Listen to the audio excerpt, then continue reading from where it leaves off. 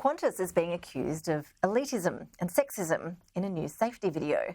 The Flight Attendants Association of Australia says the airline fails to acknowledge the critical role that flight attendants play.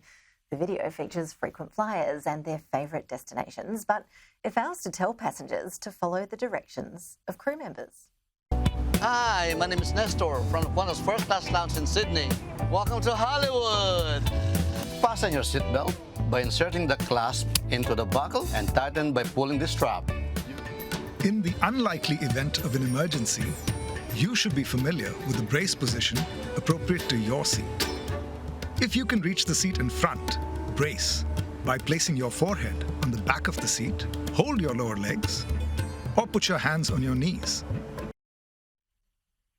The airline is defending the video. It argues it's designed to ensure passengers actually watch it and listen to the safety information. For more, joining us live is Geoffrey Thomas. He's an aviation expert and editor at airlineratings.com. Jeff, good to see you. Does this video miss the mark? What do you think? Look, I think it does miss the mark. I think it's too long, number one. And I'm concerned that it doesn't emphasise more strongly not taking baggage with you in an emergency.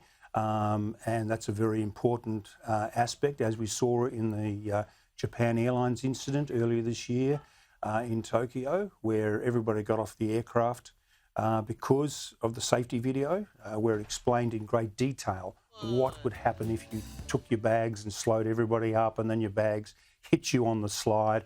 Those elements, they're missed completely. And I think it is too long. And it seems as though social media has passed a very negative judgment on it as well. Comments like, watch the first part on the way to your destination and watch the second part on the way back. It's too long. Very interesting choice too to show a female pilot wearing her bathers on a beach. There's a lot of social media criticism directed at that aspect of it as well. Yeah. It would have cost a bomb. Well, I would have thought so. I mean, I'm not a film producer, but numerous lots of locations all over the world. So that doesn't come cheap at all. So yes, it is very expensive. It's a real challenge for airlines. They want people to watch these videos. So Air New Zealand's done it really well with their humorous videos, because you like to watch a very funny video.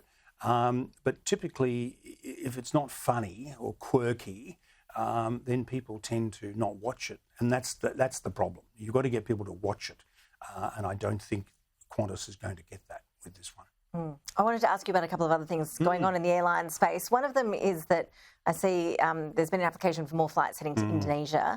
At the moment, it's pretty limited, isn't it, in terms of how to get to Bali, for example? Yes. Where's that heading? I see the TWU's backing Virgin's bid on this one. Yes, well, it's a bit of a tussle at the moment between Qantas on behalf of Jetstar, not Qantas, but on behalf of Jetstar, and Virgin. Virgin wants more.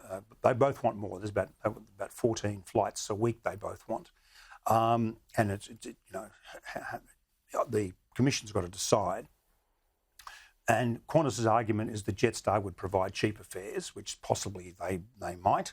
However, we've already got a lot of cheap carriers on the Bali run, and a lot of people would argue, particularly say from Western Australia, where there is no top quality airline flying to Bali with a premium service, that a Virgin product is what they want, which offers business class and those sort of products. So, I think that there's a very strong case for Virgin on this one, because Jetstar's already got a lot of capacity to Bali, so Virgin hasn't. Virgin's about 18-19% at the moment. They want to get to about 27% market share. And if they don't get the allocation, they'll drop down to about, I think it's 15-16%, something like that. So I think from a market share perspective, Virgin should get the nod. And from a product offering perspective, I think also Virgin should get the nod. A bit more competition, always good on the pricing front too. Where is that heading? A lot of us got stung by some pretty high airline prices last year. This tsunami of revenge travel, which has taken everybody by surprise. I mean, Sir Tim Clark, the president of Emirates, spoke to me last month and said he cannot believe, the appetite for travel, no matter what the price. It's extraordinary. I've never seen anything like it. But what we are now seeing is more and more capacity coming into the market. More and more airlines are returning to full service, bringing more aircraft back. I mean, Cathay, for instance, middle of the year before they get all their aircraft back, and we are starting to see seat sales finally. So I'm thinking by the end of this year, things will be back to normal and fares will have stabilised at a reasonable level, more like 2019. Let's hope so. Yeah, Let's fingers hope so. crossed. Fingers crossed, absolutely. Okay. Geoffrey Thomas, always appreciate you coming in and chatting with us. All things airlines. Thanks so much for your time. Pleasure.